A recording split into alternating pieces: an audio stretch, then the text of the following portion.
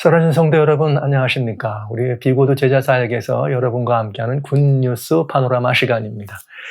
이 시간에는 저희들이 주님께서 이 땅에 오셔서 함께 우리와 머무시면서 여러 가지 다양한 아름다운 역사를 이루셨던 그 일 가운데, 특별히 사복음서에 나와 있는 이야기들 가운데서 이렇게 여러 이 다양한 모습들을 살피는 시간입니다. 근데 저희가 이 복음서를 단순히 살피는 게 아니고 이 복음서의 주인공이신 예수님이 어떤 분이셨는지를 따져보는 시간이에요. 그래서 그 예수님의 그 행적들을 돌아보면서 그 주님의 마음을 좀 우리가 담고 이해하고, 그러면서 주님께서 행하셨던 그 일들을 우리가 좀 바라보면서 섬겨야 될 우리들의 그 섬김의 이치를 발견하는 그런 시간입니다. 그런데 그동안 주님의 말씀을 저희가 돌아보면서 때로는 여럿을 위한 하나님의 역사도 있었고, 때로는 한 사람 한 사람을 위한 주님의 역사도 있었고, 때로는 가족들이나 일부 제자들만을 위한 주님의 이런 여러 다양한 공과가 있었다는 것을 우리는 돌아보았습니다.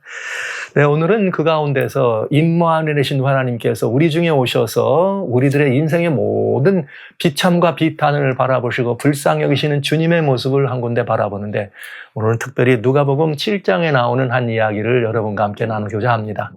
네, 아름다운 이야기입니다. 사실 지금 이 시간에 여러분과 이 말씀을 나누는 이 시간에 정말 이 밖에는 천둥과 번개가 우레와 같이 때리는 시간입니다. 그러나 저와 여러분들은 이 시간에 이 자리에 앉아서 주님의 아름다운 행적을 돌아보는 참 복된 시간을 갖는 것입니다. 누가복음 7장에 보면 11절부터 이런 말씀이 돼 있어요. 뭐라고 돼 있는가 하면, 예수께서 그 후에 예수께서 나인이란 성으로 가실새에 제자와 허다한 무리가 동행하더라. 성문에 가까이 오실 때에 사람들이 한 죽은 자를 메고 나오니 이는 그 어미의 독자요 그 어미는 홀로 된 자라. 그 성에 많은 사람도 그와 함께 나오거늘 주께서 이 여인을 보시고 불쌍히 여기사 울지 말라 하시고 가까이 오사 그 관에 손을 대시니 맨 자들이 서는지라. 예수께서 가라사대 청년아 내가 네게 말하노니 일어나라 하시매 죽었던 자가 일어앉고 말도 하거늘 예수께서 그를 어미에게 주신데 모든 사람이 두려워하며 하나님께 영광을 돌려 가로되 큰 선지자가 우리 가운데 일어나셨다 하고 또 하나님께서 자기 백성을 돌아보셨다 하더라. 예수께 대한 이 소문이 온 유대와 사방에 두루 퍼지니라. 이렇게 돼 있네요. 네, 참 아름다운 이야기입니다. 여러분 아시지만 기독교 역사가 우리들에게 이야기해주고 또 복음이 전파되는 어디든지 이 나인성에 있었던 이 홀로 된 어머니의 이 외아들이 이렇게 죽었다가 장사를 지내다가 살아난 이 역사의 얘기는 굉장히 많이 회자되어 왔고 어디 와서든지 소망과 아름다운 복음으로서 우리 곁에 증거됐습니다. 오늘 바로 그 이야기입니다. 주님께서 여러 성에 두루 다니시다가 드디어 어디까지 가셨느냐? 나인성이라는 곳에 들어가셨습니다. 근데 이 나인성 성 앞에 들어가는데 갑자기 뭘 보셨느냐면 장례행렬을 보신 거죠. 자, 여러분, 예수님께서 이 사역의 기간 동안에 장례행렬을 처음 보신 건 아니겠죠? 여러 곳서 도처만 그때만 해도 어쩌면은 지금보다도 장례가 훨씬 흔했고 이렇게 또 그 행렬을 보기가 그렇게 어렵지 않은 그런 시간이었던 걸 알 수 있어요. 그런데 이제 그 장례 행렬을 보면서 주님이 이번에는 좀 그냥 예사롭지 않았죠. 왜냐하면 보통 때는 장례 행렬을 그냥 보셨을 텐데 이번에는 그 장례 행렬을 그냥 보지 않으셨어요. 그 행렬 앞으로 다가가셨습니다. 그리고 사람들이 서게 했습니다. 맨 앞에 누가 있었느냐? 그 어머니가 있었습니다. 이 청년의 어머니가. 그리고 어머니에게 먼저 뭐라 그랬는가? 우지 마시오. 우지 마라. 그런 다음에 이 장례 행렬을 멈추게 하고 그 장례 행렬을 멈추면서 거기에 손을 관에다 댔습니다. 손을 관에다 대고 청년아 내가 네게 말하노니 일어나라. 이야, 여러분, 지난 시간까지 늘 여러분들에게 말씀드렸습니다. 주님이 어떤 질고나 질병이나 어떤 일들을 고치거나 낫게 하실 때는 그것이 무엇이든지 간에 주님은 먼저 뭐 하신다? 명령하신다는 거죠. 명령하신다는 거죠. 그래서 이 한 어머니의 이런 그 정말 불쌍히 여기시다. 우리 주님이 여기 13절에는 뭐라고 말씀하셨는가 하면 이 홀로 된 여인을 보고 주님이 불쌍히 여기셨다 그랬습니다. 그러니까 여기에 여러 이런 사건들이 있었겠지만은 장례 행렬이 있었겠지만 특별히 이번에 이렇게 했을 때는 틀림없이 무슨 의미가 있습니다. 우리는 그 의미를 좀 따져봐야 합니다. 이 걸음은, 이 장례는 보통의 장례와는 좀 다른 의미의 장례였습니다. 그만한 이유가 있는 것을 우리는 또 보게 되는데요. 사람이 죽어서 장례 지나는데 무슨 다른 의미가 어디 있겠어요? 다 똑같은 의미지만, 그러나 우리 주님께서 여기 이 나인성에 있는 이 한 어머니의 이 아들이 죽은 아들을 살리는 이 사건은 대단히 중요한 그 의미가 있다는 거죠. 그러나 우리 조금 좀 살펴볼게요. 여러분, 우리 주님은 항상 제가 계속해서 말씀드립니다. 여러분도 이제는 주님의 이 말씀을, 우리 주님의 말씀은 그러구나. 기본적인 전제는 이것입니다. 모든 인생은 구원이 필요합니다. 우리는 모든 인생은 도움이 필요하다 이런 표현을 할 수가 있죠. 그러나 저는 그 도움이란 말보다는 구원이 필요하다 이렇게 말씀드리고 싶어요. 인생은 우리가 살아가는 삶의 다양한 현장이나 이런 그 속에서 도움이 필요한 존재가 아니라 하나님의 구원이 필요한 존재입니다. 그런데 여기 우리 주님은 그런 인생들을 바라볼 때 어떻게 바라보셨는가? 불쌍히 바라보셨다는 얘기예요. 불쌍히 바라보셨다.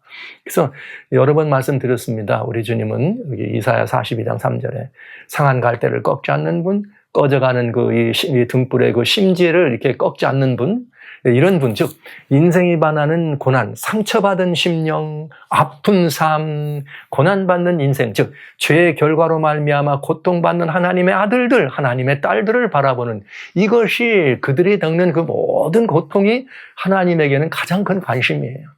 그러니까 우리 모든 인생들을 바라보면서 불쌍히 여기시는 분이 우리 주님이시다 하면 그 마음이 이제쯤이면 지금쯤이면 여러 사람들을 일으키고 낫게 하시는 대목을 듣고 보셨으니까 이제는 우리들의 마음 가운데 스며들어와야 되지 않겠습니까? 모든 인생은 하나님의 구원이 필요한 존재입니다. 그리고 모든 인생은 다 우리가 어떻게 여기는 눈으로 불쌍히 여기는 안목으로 볼 수 있어야 되겠다. 성도 여러분, 불쌍히 여기는 마음을 여러분 마음에 늘 갖게 되시기를 바랍니다. 주님의 제자로 정말 이 남은 모든 것들을 지내기를 원하시는 주님의 훌륭하신 제자 여러분들은 소위 말하는 측은지심, 안타깝게 여기고 불쌍히 여기고 측은히 여기는 마음이 늘 그 마음에 있어야지만 사람을 대하고 사람을 바라본 우리들의 이 모든 그 안목의 변화가 일어날 수 있다고 하는 것입니다. 기본적인 전제는 이것입니다. 모든 인생은 구원이 필요한 존재다. 그것이 삶의 어떤 정황 속에서의 내주는 도움이든 그것이 어떤 은혜든 다 떠나서 이런 모든 것들은 다 구원입니다. 오늘 그런 모습을 우리 주님께서 우리들에게 보여주신 거죠. 그리고 안타깝죠. 인생에 있어서 겪는 다양한 어려움 가운데서 가장 힘든 상황은 사랑하는 이들을 이렇게 하는 거예요. 자기와 떠나보내는 거죠. 근데 이 여인이 홀로 된 여인입니다. 그렇다면 이 청년은 얼마나 애지중지 키웠겠어요. 이런 경우는 여러분들이 주변에서도 많이 볼 수 있잖아요. 홀어머니 아래에서 어머니의 그 지극정성의 사랑을 받고 자라난 한 청년이, 그것도 떡두꺼비 같은 청년이 말이죠. 아직 인생에 여러 이런 것들을 경험하지 못하고 아직 어머니하고 같이 정말 얼마나 다정하고 정답게 살았겠어요. 그런 자기 아들을 먼저 떠나보내는 이 어머니의 마음은 이루 말할 수 없는 근심과 아픔이 있었겠죠. 이 마음과 아픔이 누구에게 전달되고 우리 주님에게 전달되고, 주님은 그걸 보고 그냥 지나가실 수 없었죠. 그래서 우리 주님이 그 장례 행렬을 멈추게 하고 그 관 앞으로 다가간 것입니다. 여인에게 말했습니다. 울지 말라. 여러분, 주님이 우리들에게 울지 말라 하는 이 말씀은 인간이 범죄한 이후로 하나님께서 우리에게 그처럼 주기를 원하는 선물 중의 선물입니다. 왠지 아세요? 여기 요한복음 21장과 22장은 새하늘과 새 땅에 관한 이야기입니다. 그 새하늘과 새 땅에 관한 이야기 가운데 제일 먼저 등장하는 이야기는 새하늘과 새 땅을 등장하면서 제일 먼저 인생에게 등장하는 일은 모든 눈물을 그 눈에서 씻기심에, 이거예요. 모든 눈물을 그 눈에서 씻기심에 다시는 뭐가 없어요? 우리 사망하는 것이 없고 곡하는 것이 없고 애통하는 일이 없다. 상하는 일이 없다. 이것만 모든 주님이 새하늘과 새 땅을 만들어 주신 첫 번째 선물이 울지 말라는 말, 울지 말라는. 근데 지금 우리 주님께서 이 나인성의 이 홀로된 여인에게 그 아픈 여인을 향해서 말씀하시되, 여인아, 내가 내게 말하노니 울지 말라. 사랑하는 이를 떠나보내는 사람들에게 갑자기 와가지고 지금 통곡해도 시원치 않은데 울지 말라고 하는 게 뜬금없는 이야기고 느닷없는 이야기일 수 있습니다. 그러나 여기 성경은 우리들에게 이것이 얼마나 중요한 일이었는지, 그리고 이 나인성 과부의 아들을 살려낸 이 일은 온 인류를 향한 뭐에 관한 권면인가? 부활의 소망이 있다는 것, 그리고 그 부활의 소망을 믿어야 한다는 것, 그 부활의 소망을 믿고 영접하는 일에 요동치 말라고 하는 대단히 중요한 가르침이 있다는 사실을 이제 여러분들은 보게 되겠습니다. 자, 그래서 두 번째 이 청년을 향해서 이렇게 말한 거죠. 청년아, 내가 내게 말하노니 일어나라. 이제 이 사실들을 바라보면서 우리 교회는 늘 한 청년이 이렇게 일어나는 그런 그 상황이나 사건만을 이렇게 보시고 청년을 일으키는 그런 극적인 장면에 대한 이야기보다는 이걸 오늘날 우리 걸로 가져와서, 자, 우리 안에 있는 모든 청년들이 지금 다 죽어갑니다. 죽어가는 이 청년들을 어떻게 해요? 막 일으켜야 합니다. 이것이 이제 우리 늘 사용하는 이 전례입니다. 한 청년이 죽었다는 것, 젊은이가 죽었다는 것, 이것을 보고 모든 젊은이들을 다 살게 하시는 그것이 주님의 뜻이라고 하는 것들을 증거할 때 늘 자주 쓰던 말이죠. 그러나 실제 오늘 여기서 저희는 뭘 봐야 되는가?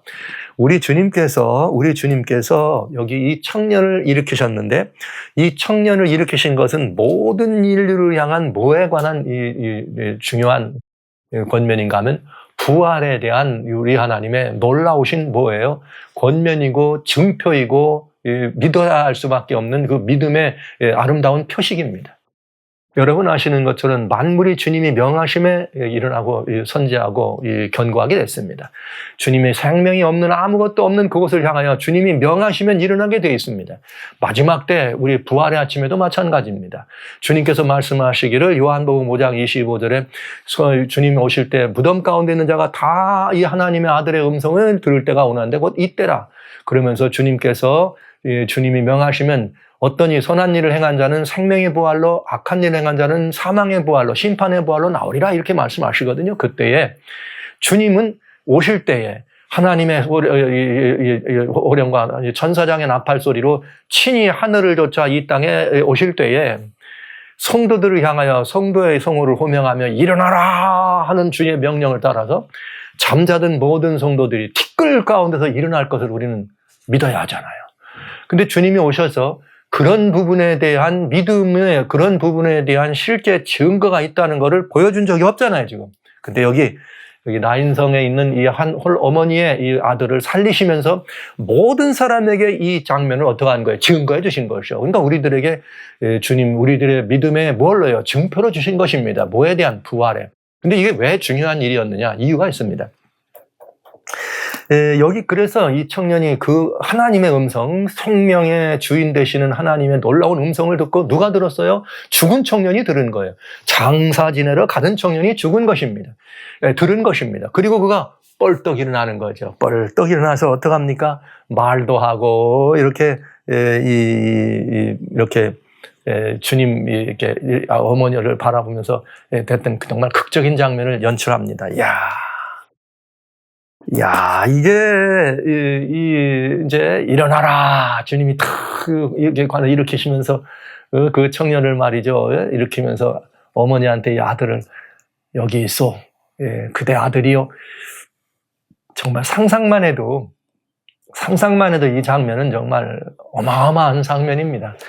근데 이제 이게 어떻게 됐냐면 거기에 많은 사람을 예수님이 거기 가실 때도 허다한 무리가 쫓았어요.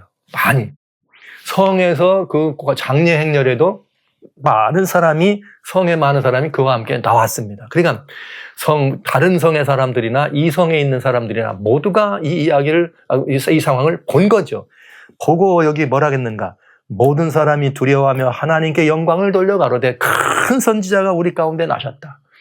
에이, 그냥 후주가 나셨다 좀 이렇게 했으면 얼마나 좋았을까. 욕심이죠, 제가.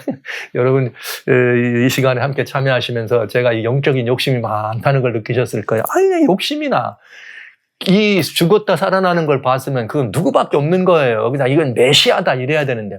물론 이 선지자 가운데 죽은 자가 일으키게 하는 선지자 있었어요. 여러분 아시잖아요. 예? 뭐 이게 엘리야 선지자도 그랬고, 예? 여러분 우리 이 엘리사도 그렇고 이런 많이 우리 보시잖아요. 자, 예, 이런 이 모습들을 우리가 이렇게 이 상황을 이렇게 보면서 예, 죽은 사람이 일어나게 되는 이런 역사를 보면서 사람들이 하나님께 큰 영광을 돌립니다. 근데 여기 잊으면 안 되는 메시지가 있습니다. 그건 뭐냐? 17절. 예수께 대한 이 소문이, 예수께 대한 이 소문이 온 유대와 사방에 두루 퍼지니라. 여기에 있습니다. 이 나인성에 있던 한 어머니의 이 아들이 죽은 것을 살리는 이 사건은 그 어머니를 불쌍히 여겨서 일으킨 사건이고, 우리 주님이 부활의 증표로 인류에게 주신 놀라운 증거이기도 합니다. 그러나 거기 또 하나 있습니다. 드러나지 않은 한 인물이 있었습니다. 그는 누구였나? 이런 일이 있기 전에 예수님이 공생애를 이제 시작하실 그때에 또 한 사건이 있었죠. 그건 누구냐? 예수님에게 침례를 베푸시고 보라 세상 죄를 지고 가는 하나님의 어린 양이로다. 그리고 예수님을 인정하고 예수께로 제자들을 보내고 예수님을 이렇게 맞이하면서 이렇게 예수님을 향해서 말이야, 서서 신랑이 오는 소리를 듣는 친구가 말이야, 그 기쁨이 크크하다 했던 누구예요? 침례 요한이 있었습니다. 근데 이 요한은 정정당당한 사람이에요. 공의로운 사람이에요. 불효불굴의 사람입니다. 그는 정직한 사람이었습니다. 그때 당시 헤롯이라고 하는 임금님이 그 자기 동생의 부인 헤로디아를 자기의 아내로 취하는 사건을 보면서 임금에게 말이죠. 이게 그건 아니라고 이야기를 하는 바람에 이 헤롯의 처 헤로디아가 분해가지고 요한을 잡아다가 감옥에 가뒀습니다. 자, 요한은 뭐라는 사람이었죠? 광야에 외치는 자의 소리로 주님의 오시는 것을, 메시아의 강림을 예비하라고 하는 사명으로 알고 태어난 것이고, 요한은 와가지고 자기가 그 사명자라는 걸 알면서 사람들이 당신이 메시아요? No, 아닙니다. 나는 광야에서 외치는 자의 소리입니다. 이렇게 하면서 내 뒤에 오시느니 누구를 증거해서 예수님을 증거했대. 그런데 이 요한이 말이죠, 무슨 일을 당했는가? 지금 감옥에 갇히게 된 것입니다. 그래서 요한이 감옥에 갇히는 걸 보고서 예수님이 그 유대를 떠나신 것이에요. 그래서 여러 이제 갈릴리를 다니고 또 여러 다니면서 이런 역사들을 일으키신 사건이 바로 이 사건 중에 하나가 포함되는 것입니다. 그런데 중요한 것은 이 요한이 말이죠, 이제 감옥에서 갇혀서 곧 죽게 됐어요. 요한이 사실 이렇게 거기서 그걸로 갇혔다가 그것 때문에 죽을 거라고 생각은 안 했을 수 있습니다. 왜요? 자, 이제 메시아가 오셔서 이 모든 나라가 말이야 영광의 나라가 되고 메시아의 나라가 될 거다, 이 소망이 있었지 않겠어요? 다른 누구보다 요한은 어떤 사람이 더 그 메시아를 앞서서 오신 분이기 때문에 더 소망이 컸죠. 저분은 메시아야. 결국은 유대의 왕으로 이 모든 것들을 끝장낼 메시아로서 역사를 시작할 거야. 이걸 기대한 분이거든. 그런데 그가 감옥에 갇혔을 때 늘 그 예수님에 대한 소문, 과연 언제 주님이 이 역사를 이루실까? 언제 주님이 메시아로서 등극을 하실까? 기다리지 않았겠어요? 자신이 죽을 거라는 생각은 아마 눈꼽만큼도 하지 않았을 것입니다. 그런데 상황은 그렇지 않았습니다. 밖의 상황은 어떤 일이 있었느냐? 이 예수님이 나인성 과부를 살렸다고 하는 이 소문이 누리에 쫙 퍼지기 시작할 때에 요한에 누가 있습니까? 제자들이 있었습니다. 요한의 제자들이 있었는데 요한의 제자들이 요한에게 선생님 말이야, 지금 말이야, 그 예수님이 나사렛 그 예수가 뭐 했다는 거예요? 죽은 자도 살렸다. 안 했겠어요? 여기 마태복음 11장에는 2절에 요한이 옥에서 그리스도의 하신 일을 듣고 제자들을 보냈다, 이렇게 말했거든요. 그런데 여기 누가복음 7장에는 뭐라고 되어 있는가? 18절에 요한의 제자들이 이 모든 일을 그에게 고했다. 그러니까 마태복음에서는 다양한 사람들을 고치고 다양한 각색 공든 자를 고친 이야기를 전되겠지만은 누가복음에서는 뭐가 들어있어요? 이 요한의 제자들이 이 소문, 뭐예요? 나인성 과부가 살아난 것까지라도 요한에게 전했다, 이 말입니다. 그랬을 때 요한은 이제 무슨 희망이 벅찬 거죠. 감옥에서 드디어 때가 왔구나. 그렇다면 이분이 메시아가 분명해. 그러나 그는 확인하기를 원한 거죠. 그래서 제자들에게 얘기합니다. 요한이 제자들에게 둘을 불러가지고 예수님께 가가지고 이렇게 물어보라 그랬어요. 오실 그이가 물러 죽게 가로되 보내어 가로되 오실 그이가 당신입니까? 아니면 우리가 다른 일을 기다려야 합니까? 그러니까 당신이 메시아로 등극하실 것입니까? 아닐까를 물어본 거예요. 당신이 메시아 맞는가를 확인한 거예요. 그랬더니 예수님이 이렇게 마침 이 예수님이 그 제자들이 왔을 때도 역시 질병과 고통과 악기 들린 자들을 많이 고치고 소경을 보게 하셨다 하면서 대답해서 뭐라 하겠는가? 너희가 가서 보고 들은 것을 요한에게 고하되 소경이 보며 앉은 뱅이가 걸으며 문둥이가 깨끗함을 받으며 귀머거리가 들으며 죽은 자가 살아나며 가난한 자에게 복음이 전파된다 하라. 무슨 얘기예요? 메시아의 사역을 얘기하는 거죠. 이게 누가복음 4장에는 예수님이 처음 침례받고 자기 나사렛 회당에 들어가가지고 오셔서 거기에 들어가서 회당에 들어가서 어떤 일을 한 것입니까? 오늘날 말이죠. 주의 신이 내게 임하였으니 말이죠. 가난한 자에게 복음을 전파하고 포로난 자에게는 노연하면 눈먼 자에게 보게 하면 이 메시아의 사역. 그러면서 온 인류의 역사 속에 희년이 도래한다는 은혜의 해를 선포하는 그 사건을 다시 말한 거죠. 요한의 제자들에게 가서 이 얘기를 하라. 그 말은 내가 누구다? 바로 오시리라 한 그이다라는 것을 보여준 것입니다. 그런데 여러분 잘 보세요. 성경 중에 여기 기사 속에 나와 있는 예수님 당시 사복음서에 나와 있는 죽은 자가 일어나는 역사는 크게 우리들에게 드러나면 몇 가지가 나옵니까? 세 가지가 나옵니다. 하나는 누구예요? 야이로의 딸 달리다굼. 그 다음에 누굽니까? 나인성 과부. 그 다음에는 누구예요? 나사로. 그런데 여러분 여기 아직 나사로는 마지막 예수님께서 예루살렘에 입성하실 때 있었던 일이기 때문에 아니라면 지금 이 나인성의 이 과부가 이렇게 자기 아들을 이렇게 자기 품에 다시 돌려받는 이 사건은 누구를 위한 일이었는가? 누구를 위한 일? 메시아가 오실 것인가를 요한이 듣고 다시 확인하러 올 때 그때 요한에게 죽은 자가 일어나더라를 어떻게 할 수 있어요? 말할 수 있었습니다. 왠지 아세요? 달리다굼. 야이로의 딸이 일어났을 때는 마태복음 5장에 뭐라 그랬어요? 이 사실을 사람들에게 알게 하지 말아라. 그래서 그저 죽은 게 아니라 뭐 한 거다? 잔다. 이렇게 표현한 거죠. 그런데 여기 나인성 과부는, 나인성의 이 장례는 모든 사람이 다 어떻게 된 거예요? 모든 사람이 다 보고 알고 그 성사람만 아니라 다른 성사람까지를 다 보고 알고 만천하에 주님께서 죽은 이를 살렸다는 사실이 온 유대와 사방에 두루 퍼지니라. 네. 그러니까 이 소문은 누구를 위한 소문이에요? 지금 옥에 갇혀서 메시아가 오실지 안 오실지에 대해서 궁금해하는 요한. 왜냐? 이유가 있습니다. 여기 마태복음 여기 14장에 보면은 이 사건이 어떻게 연결되느냐? 이렇게 연결돼요. 그때에 이런 말이 있어요. 그때에 마태복음 14장 1절에 그때에 분봉왕 헤롯이 예수의 소문을 들었다 이렇게. 그러니까 예수님의 소문이 병 고치고 이런 소문들은 늘 들을 수가 있었는데 무슨 소문이겠어요, 이제. 나인성 여기 홀 어머니의 아들이 이렇게 죽었다가 그것도 그냥 집에서 일어난 것도 아니고 무덤으로 지금 장례하러 가다가 살아났다는 말을 누구도 들었다? 헤롯도 죽었다. 이 소문이 헤롯에게 들렸을 때에 그러므로 헤롯은 뭐라 하겠는가? 그 신하들에게 이는 심세례 요한이라 저가 죽은 자 가운데 살아났으니 이런 권능이 그 속에서 운동하도다 하더라 이렇게 얘기합니다. 이 나와. 그때 이게 무슨 일이 있었는가? 이게 바로 무슨 일이 있었어요? 요한이 어떻게 된 거예요? 그 이후에 죽은 거죠. 그러니까 마태복음 14장에는 요한이 자기가 이렇게 그 헤로디아의 말을 듣고 할 수 없이 그러기를 원치 않았지만 침례 요한을 죽였습니다. 그랬더니 그 죽은 침례 요한이 어떻게 되잖아요? 살아났다는 거예요. 그러면 이게 뭘 말하는 거예요? 거기 그 예수님이 죽은 자를 일으킨 사건과 딱 연결되는 거죠. 그러니까 예수님께서는 어떤 일을 하셨는가? 요한이 감옥에 gat혀서 제자들을 보내셨을 때 이제는 뭐가 한 거예요? 메시아로 등극하실 그때만이 아니라 뭘 하셨느냐? 요한이 죽을 거를 아신 겁니다. 하하, 요한이 곧 죽는구나.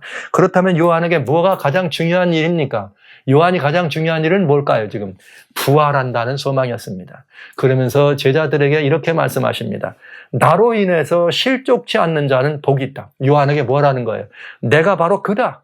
죽은 자도 살리고 소경도 느끼고 다 하는 이런 존재로 내가 온 존재가 나다 맞다. 그런데 내가 바로 누구다? 메시아다. 그러나 너는 어떻다? 메시아가 오면 어떨 줄 알았어요. 이 사람들이 생각할 때는 막 소경이 눈을 뜨고 저는 이가 읽고 뭐 벙어리가 말을 하고 그때 막 새로운 거대한 역사가 일어나야 되는데 그러면 요한이 죽을 걸 기대했을까요? 죽지 않을 걸 기대했겠죠.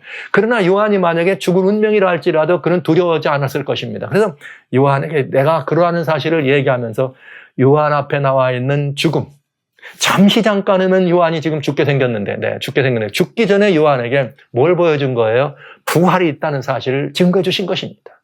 직접 제자들을 통해서. 이야, 이 놀라운 일이죠.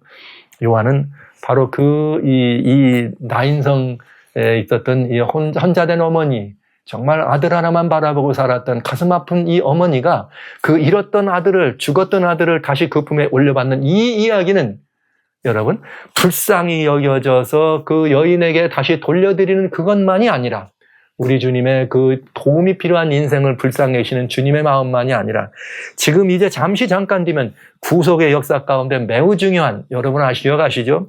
율법과 선지자는 누구의 때까지니? 요한의 때까지는. 그래서 요한부터는 이제는 천국은 뭐라? 침노당하는 자의 것이 된다. 즉 이제 누구예요? 예수님 오셔서 요한이 예수님을 뭐 했어요? 침례를 주신 다음부터는 사실 돌아가시진 않았지만 메시아 사역이 시작된 거잖아요. 그래서 이제 뭐가 메시아 사역이 시작됐다는 말은 메시아 통치가 됐다는 말이고 그건 주님의 나라가 이 왕국이 임했다는 거예요. 그래서 예수님이 천국이 왔다고 하라 얘기를 한 것입니다. 그리고 침례 요한은 비록 옥에 갇혔지만 바로 예수님의 그 말씀을 들으면서 부활의 역사까지도 주권하시는 그분이 바로 메시아라는 사실을 그는 이해하고 영접하고 마지막 요한은 어디로 갑니까? 그야말로 한 여인의 이 그릇된 욕망의 희생물이 되어서 철부지 딸의 소원대로 그 위대한 주님의 선지자가 소반에 담기는 그런 이 모습으로 자기의 생애를 마감합니다. 그렇게 감옥에서 외롭게 메시아를 기다리다 죽어가는 요한을 위해서 주님은 그동안 장례식을 많이 보셨을 거 아닙니까? 또 주님도 직접 참석하신 것도 있을 거 아닙니까? 그러나 이번에는 직접 나인성에 있는 그 한 어머니의 아들을 장례를 치르러 가는 그 장례식 행제를 멋게 하고 그 관에 손을 대서 그 가정에게 새로운 소망을 이렇게 기쁨으로 주고 보는 모든 이에게 부활이 있다는 사실을 그리고 메시아의 왕국이 도래했다는 이 엄청난 사실을 가시적으로 보여주면서 외롭게 죽어가야 될 요한에게 마지막까지 메시아에 대한 소망을 잃지 말고 부활에 대한 소망을 잃지 말라고 하는 우리 주님의 놀라운 여기 이 은혜의 메시지가 바로 나인성 이 청년의 이렇게 이 부활 사건에 연결이 되었다고 하는 것입니다. 저는 이 사실을 바라보면서 마음이 많이 행복하기도 하고, 야, 우리 주님 지금 그렇게 밖에서 그런 일을 하시지만 자기를 위하여 먼저 보내신 누가 보낸 분이 주님이 보냈잖아요. 광야 외치는 자에서 그 한 자기를 위해서 주의 길을 평탄케 할 그 광야에 외친 자의 소리로운 침례 요한, 그 요한이 외롭게 감옥에서 죽어가는 그 사실까지라도 주님은 잊지 않고 어떻게 하신 거예요?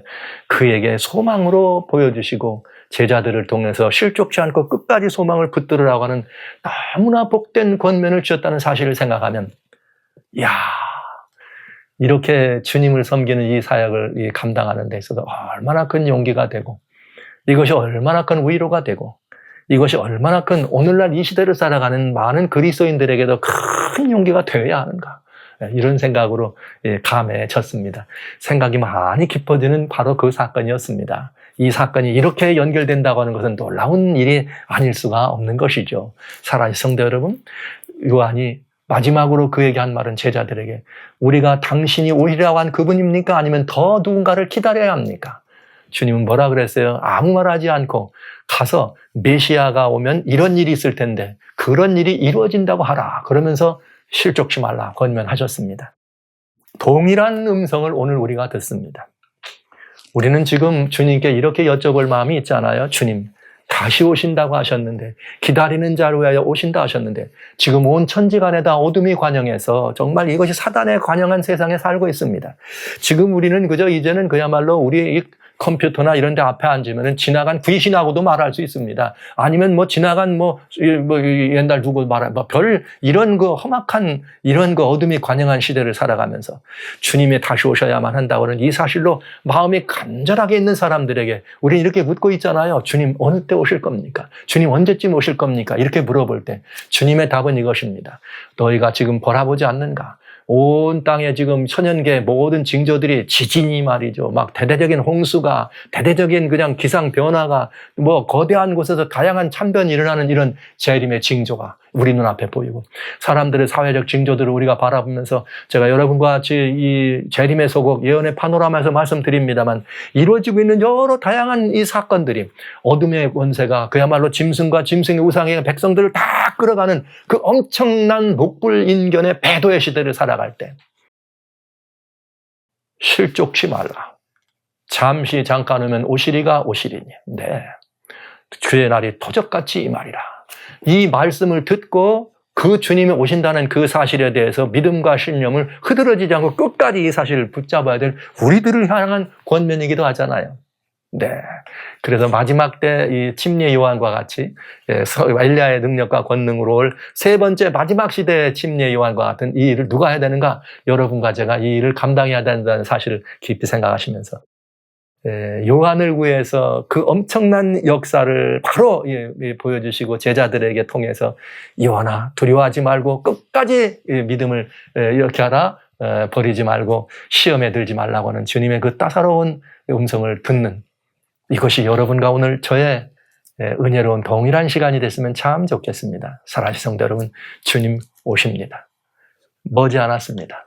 그날이 심히 가까웠음을 기억하시면서 침례 요한이 비록 자기의 목에 베어지는 그 순간까지라도 메시아에 대한 담대한 믿음을 버리지 않았는 것처럼, 그리고 부활의 소망으로 잠에 들어간 것처럼 오늘 우리도 그런 믿음을 주님께 구하면서 주님 이 복음을 증거하는 일에 감대해 주시기를 주의 이름으로 축원합니다.